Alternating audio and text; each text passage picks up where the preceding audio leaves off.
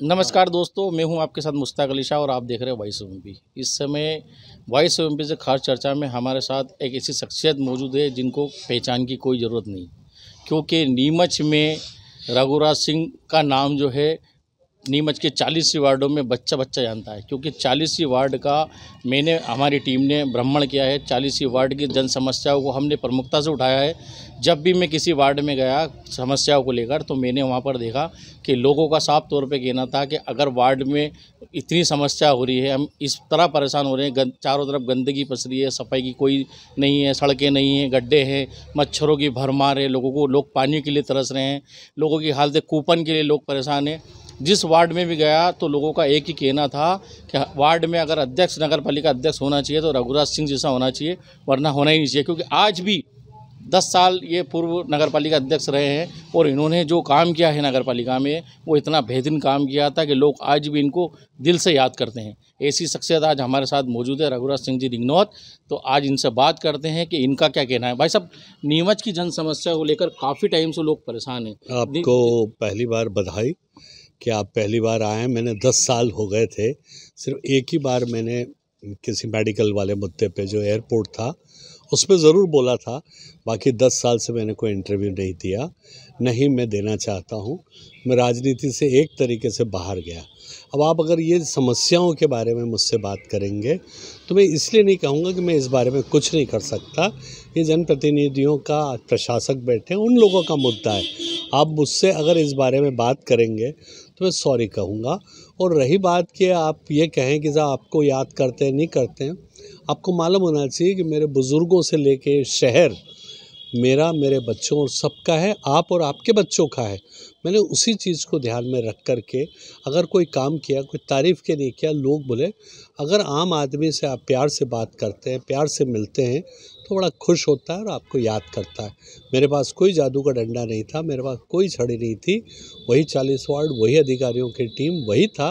और उस टीम ने हो सकता अच्छा उस वक्त काम किया हो आज की तुलना पे। मैं आज नहीं कहता, आज प्रशासक बैठे हैं और प्रशासक के आगे चाहे राजनीति के सब बोले होते हैं।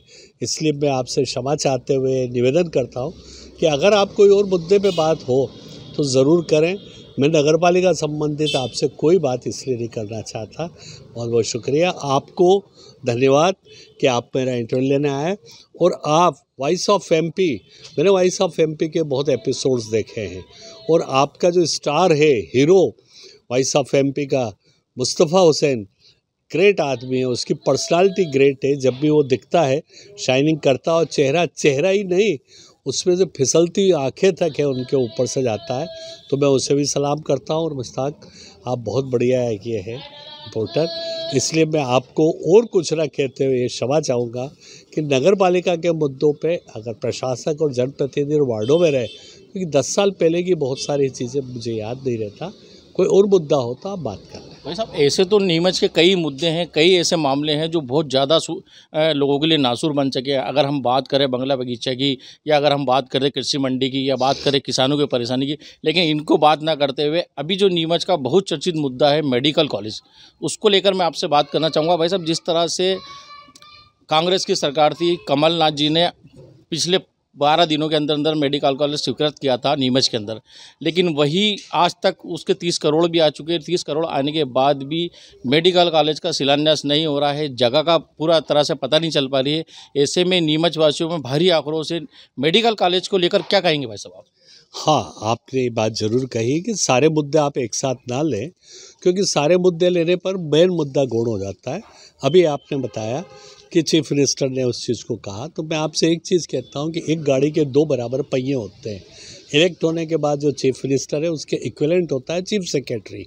और चीफ सेक्रेटरी सबसे ज़्यादा पावरफुल होता है वो, क्योंकि जब तक उनकी रिपोर्ट या उसकी पॉजिटिवनेस नहीं आती है, वो घोषणा कर दे कोई भी इम्प्लीमेंट नहीं होता है। तो मैं इस मुद्दे पर जो शहर की इंटरेस्ट था उस पर ज़रूर आपको बताऊंगा कि हमारे यहाँ की एक शख्सियत रही है जिसका नाम के गोयल रहा है। के गोयल उस ज़माने से चीफ सेक्रेटरी के दोस्त रहे हैं जब वो नीमच में एसडीएम होते थे। और मैं उस चीफ सेक्रेटरी महोदय को पर्सनली बहुत अच्छी तरह से जानता हूँ, जिनका नाम एसआर मोहंती था और वो चीफ सेक्रेटरी थे। जैसे ही नीमच का नाम आया उन्होंने तुरंत फाइल को लिया और उसको आगे बढ़ाया और उसको कैबिनेट पे सैंक्शन कराने के बाद मेरी जब उनसे चर्चा हुई थी तो उनका ये कहना था कि बहुत मुश्किल काम था, पर मैं दिल्ली गया, आज आप बैठे हैं, रिटायर्ड हो गए फिर भी हैं, आप उनसे बात करें, और दिल्ली में जा कर के उस फाइल को लेके पर्सनली वो आगे से बढ़े और उन्होंने मेडिकल कॉलेज सैंक्शन करा दिया। नीमच में मेडिकल कॉलेज सैंक्शन हो गया, बहुत बड़ी उपलब्धि है, नीमच वासियों की उपलब्धि है।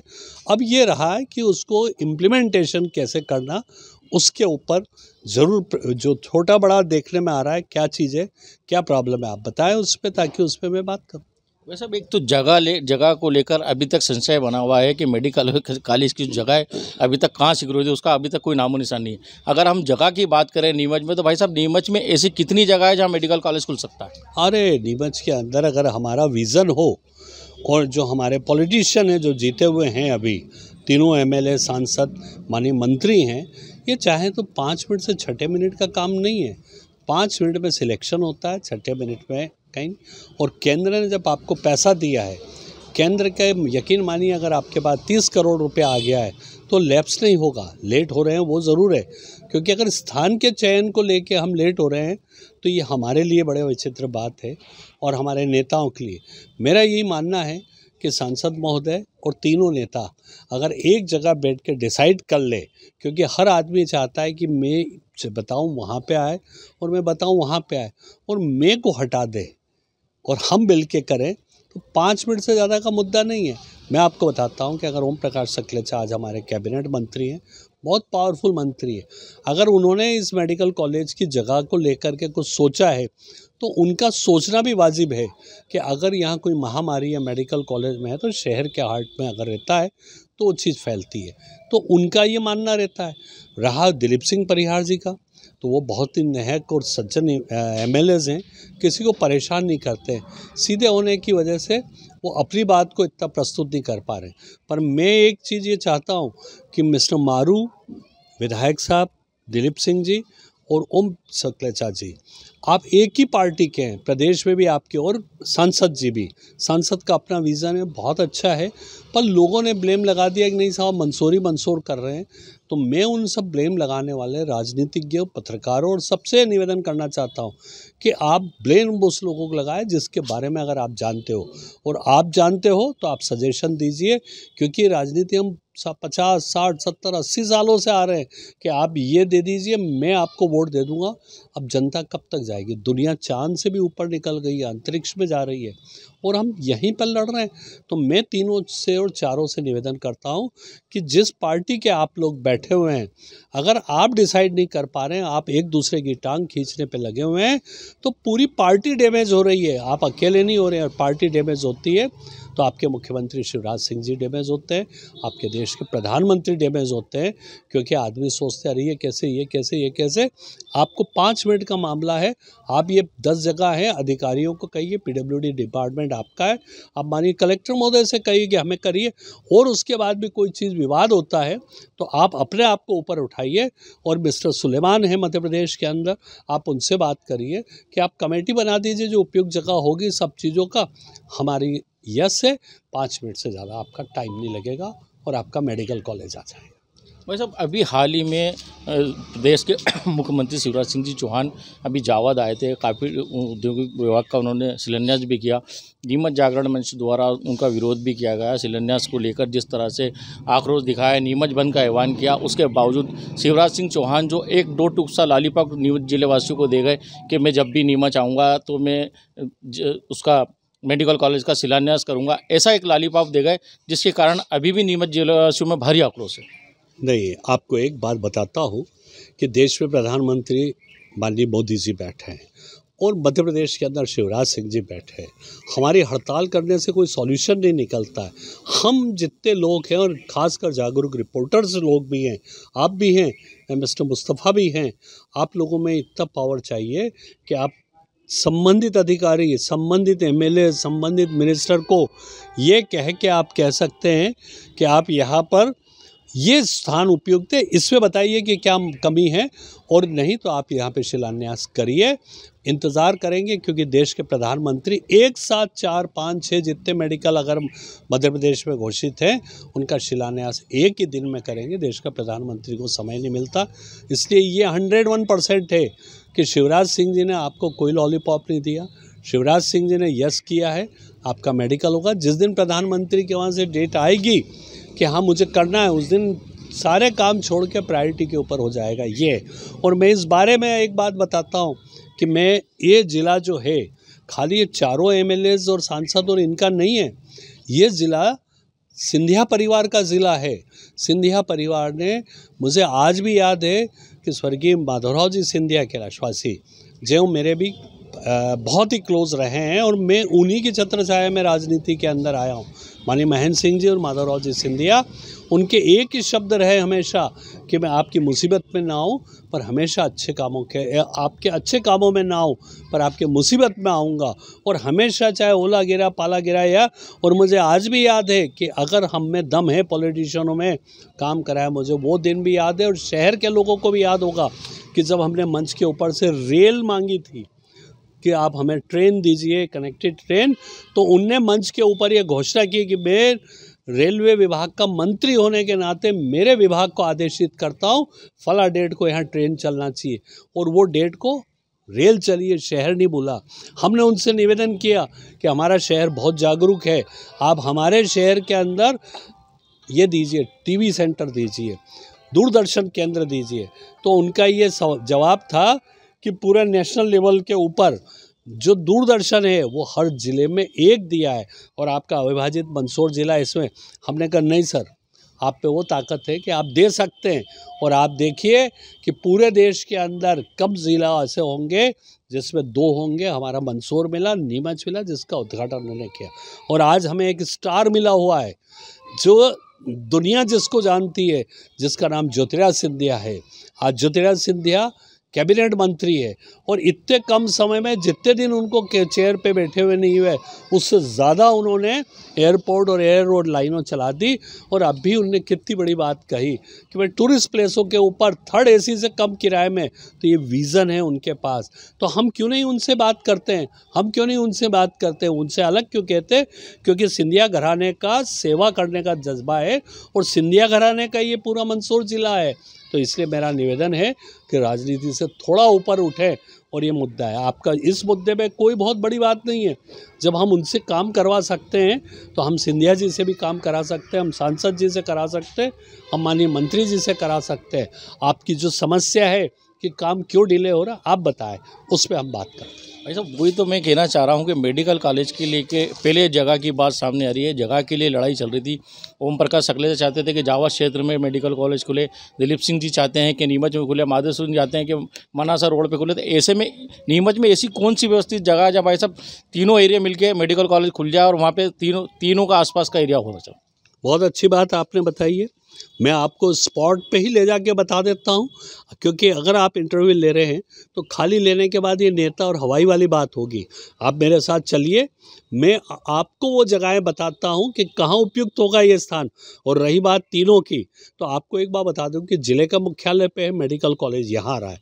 मुझे नहीं मालूम कि सकलेचा जी जावद ले जाने की बात कही, क्योंकि जावद मेडिकल नहीं जाएगा। मनासा में मिस्टर मारू है, अपना दबंग है, वो मनासा से आगे विवादों में नहीं पड़ते हैं। तो मनासा से डायरेक्ट रोड अगर आ रही है ये 4 लेन फवारा चौक पे, तो मनासा को कोई दिक्कत नहीं है। ट्रैफिक अगर जावद से आता है दिक्कत नहीं है, सिर्फ स्थान की जो दिक्कत आती है वो मिलेगा। और स्थान जो है अगर नीमच ज़िले में किसी भी स्थान के ऊपर आता है तो क्रेडिट यहाँ के विधायक को भी जाती है, बशर्ते कि सब मिलके अगर करें ये चीज़ मेरा नहीं। तो आपको जब लगे समय तो आप मुझे बुला लें, या आप जब फ्री हो आपके साथ चल के मैं मौके पर ही बताता हूँ।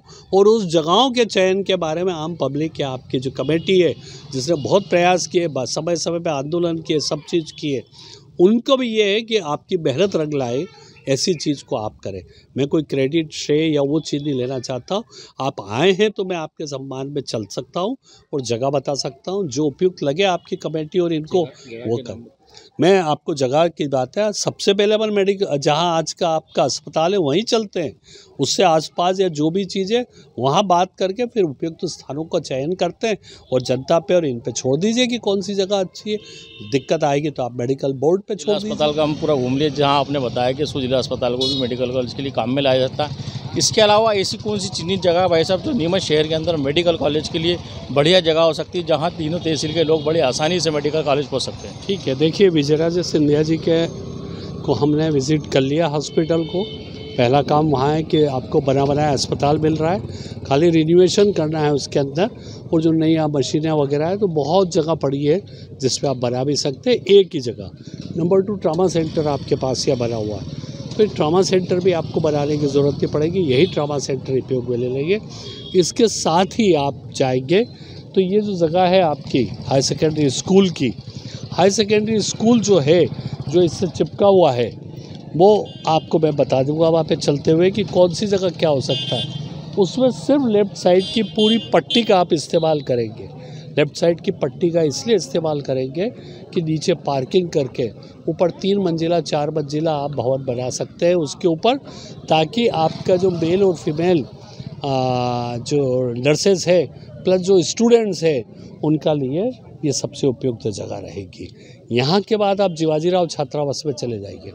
जीवाजीराव छात्रावास जो कि सिंधिया घराने से दिया हुआ है, गंगाजली फंड से नगर पालिका ने मात्र 15,000 रुपये में वो जगह जीवाजीराव सिंधिया के उसके लिए दी गई थी, एजुकेशन के लिए, और 15,000 रुपये भी नगर पालिका ने नहीं दिए, ऑन रिकॉर्ड है।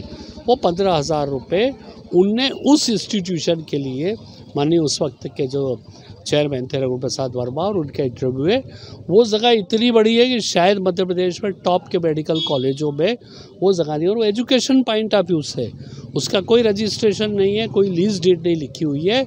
आप चाहें तो उसको लगा लें। उस जगह जो पत्थर का व्यवसाय कर रहे हैं अदर्स व्यवसाय वाले, उनको उपयुक्त स्थान पे आप शिफ्ट कर सकते हैं, दे सकते हैं, और आराम से 7 मंजिला मेडिकल कॉलेज आप वहाँ बना सकते हैं। सालाना मेडिकल कॉलेज में आपकी शुरुआत में 100-200 सीटें ईयरली बढ़ती जाएगी, क्योंकि आपको मेडिकल का स्टाफ और वो भी चाहिए। तो वहाँ तो आपका 500 स्टूडेंट्स का मेडिकल कॉलेज बन सकता है। आप उस जगह को विज़िट करिए, और उस जगह 7 मंजिला 6 मंजिला जितने मीटर आपको हाइट है, इतना खूबसूरत अस्पताल बन सकता है। चूँकि एजुकेशन के लिए जगह दी है, सिंधिया परिवार की दी हुई है, गंगाजली फंड से उनको पैसा दिया हुआ है, नगर पालिका ने फ्री दी है, तो इससे बढ़िया मौका कब मिलेगा शहर को कि वो जगह का उपयोग ले। तो ये बेस्ट जगह उपयोग है उसके, ये 2 जगह आप ले लीजिए तो वहाँ मेडिकल कॉलेज की बिल्डिंग बन जाएगी, हॉस्पिटल अभी काम में ले लीजिए, और नर्सिंग और स्टाफ के लिए ले लीजिए। उसके अलावा आप यहाँ से जैसे निकलेंगे तो पीछे इरिगेशन का ऑफिस है जिसमें उनकी कॉलोनी भी है। हम इरिगेशन विभाग को नगर पालिका कलेक्ट्रेट में जगह दे चुकी है, मतलब कलेक्ट्रेट कैंपस इतना बड़ा है यहाँ से वहाँ तक, आप इरिगेशन वहाँ शिफ्ट कर सकते हैं, कलेक्ट्रेट में आ जाए। नंबर 2, आप उसको घूमेंगे आके तो पीएचई विभाग है, पीएचई विभाग को भी आप नगर पालिका वहाँ शिफ्ट कर सकते हैं कलेक्ट्रेट के अंदर। ये 2 जगह इतनी बड़ी आपके पास है कि आपका काम होता है। फिर भी आप यहाँ से चलते हुए सीधे चले जाएँ। सीधे जाने के बाद विधायक का जो बंगला है, विधायक के बंगले को सर्जन और इनके लिए काम में ले सकते हैं। इस पूरे कंपाउंड में आप जिस जगह उपयुक्त चाहें वहाँ ले सकते हैं। तो ये सारी जगह के बाद भी अगर आपको और जगह कम पड़ती है तो आप जाइए पुलिस लाइन के अंदर, ये भी नगर पालिका की दी हुई लैंड है, तो आप पुलिस लाइन के अंदर जाएंगे, वहाँ आप पीछे की तरफ बात करेंगे, प्रशासक से बात करेंगे तो पुलिस विभाग की ज़मीन है उसमें आपको दे सकते हैं, जो आपके बहुत सारे डॉक्टरों के उपयोग के लिए। और अगर आपको फिर भी जगह कम पड़ती है तो सीधे न्यायालय भवन में जाइए। न्यायालय भवन की सारी ज़मीन नगर पालिका की, और चीफ जस्टिस से भी इस बारे में मेरी मीटिंगें हुई थी जब हाईकोर्ट के जज महाजन साहब थे, यहाँ पे डिस्ट्रिक्ट जज शर्मा थी मैडम। तो ये सारी उपयुक्त जगह है, तो आप देखिए जाके, वो जब वहाँ पे आ रहा है मेडिकल कॉलेज जीवाजीराव पे या कहीं भी लेंगे, आपको बचाव स्पॉट दे देंगे वहाँ। तो आप ये जगहों पे देखें, निरीक्षण करिए। और आज मेडिकल कॉलेज में कोई सी भी बड़ी जगह पे 100-150 सीटों से शुरुआत होती है, रतलाम से लेके आप 150 सीट से या 200 से करिए, आप बढ़ के 500 ज़्यादा नहीं होगी, क्योंकि प्रदेश में बहुत। और आपको ये करने के अलावा आपको बढ़िया प्रोफेसर चाहेंगे वो आपको नहीं मिलेंगे, बढ़िया मेडिकल स्टाफ चाहिए वो नहीं, क्योंकि देश में कमी है। तो आप उस चीज़ को डेवलप करें, उस चीज़ को तैयार करें, ये चीज़ें तो आप मौका देख लीजिए। और आप उसके बाद सबसे रिक्वेस्ट करिए कि मैं छोड़ दीजिए, इससे अच्छी जगह अगर कोई है तो जाइए। जो जगह ये कनावटी रोड पे भी चाहते हैं, कनावटी रोड की जगह को अगर आप प्लॉटों में या मल्टी में भी बना के दे देंगे तो आपको शासन से पैसा लेने की ज़रूरत नहीं पड़ेगी। वहाँ 500 रुपये 1000 रुपये फीट में कोई भी सारी ज़मीन को कोई भी बिल्डर को या ले सकते हैं। तो आपको शासन का पैसा लगाने की भी ज़रूरत नहीं है, केंद्र का पैसा आप लगा लीजिए, इसी अस्पताल पर शुरू करिए, इसको बेहतरीन करिए। और रही बात, आप जिस गेट से भी जरा जैसे गैस घुसे, ये रोड सीधी बनासा जाके रुक रही है। आप बनासा के प्रॉब्लम इससे सॉल्व होती है और इसी से कनेक्टेड जावद है। जब नीमच ज़िले में कहीं भी आए, ठीक है, सकलेचा जी का विज़न सही है कि जितनी दूर होगा शहर से, पर अगर शहर की जनता के लिए वॉकिंग डिस्टेंस पे भी हमें मिलता है तो आप सब इन चीज़ों को छोड़िए। नीमच में पैदल जनताएँ आ सकती, तांगे से, टेम्पो से आ सकती है, और गाड़ी बनासा जावद तीनों की सॉल्व होती है। आप जब चाहें इसका स्थान का निरीक्षण किसी मेडिकल कॉलेज के इंस्टीट्यूशन या रतलाम और तुलना में जितने आ रहे हैं उससे अगर ये उपयुक्त जगह ना हो तो आप कर दीजिए। इसलिए राजनीति को छोड़िए, जिनका नाम लगा है सिंधिया जी का, आप उनसे जुड़िए। और सिंधिया जी के नाम को मैं तो एटलीस्ट, क्योंकि मैं आज उन्हीं के साथ हूँ, मैं आँख खराब होने नहीं दूंगा। आप करें तो ठीक, नहीं तो मैं प्रयास जारी रहूँगा। तो ये थे हमारे साथ नीमच के जाने माने राजनीति में बड़ी पकड़ रखने वाले सिंधिया महाराज के खास माने जाने वाले रघुराज सिंह जी चोड़लिया, जिन्होंने बताया कि मेडिकल कॉलेज के लिए नीमच में ऐसी कई जगह है जहां पर बहुत आराम से मेडिकल कॉलेज खुल सकता है। नर्सों के लिए मकान बन सकते हैं, क्वार्टर बन सकते हैं, शिक्षकों के लिए कॉलेज बन सकता है। अगर लोग मैं को छोड़ कर और हम में आएंगे तो वही नीमच में मेडिकल कॉलेज सक्सेस हो पाएगा। आप नहीं करोगे तो आगे मैं इसका प्रयास करूँगा। पूरे ज़िले वासियों को उन्होंने ये बात बताई है। मेरे सहयोगी आसिफ हुसैन के साथ मुश्ताक अली शाह की स्पेशल रिपोर्ट।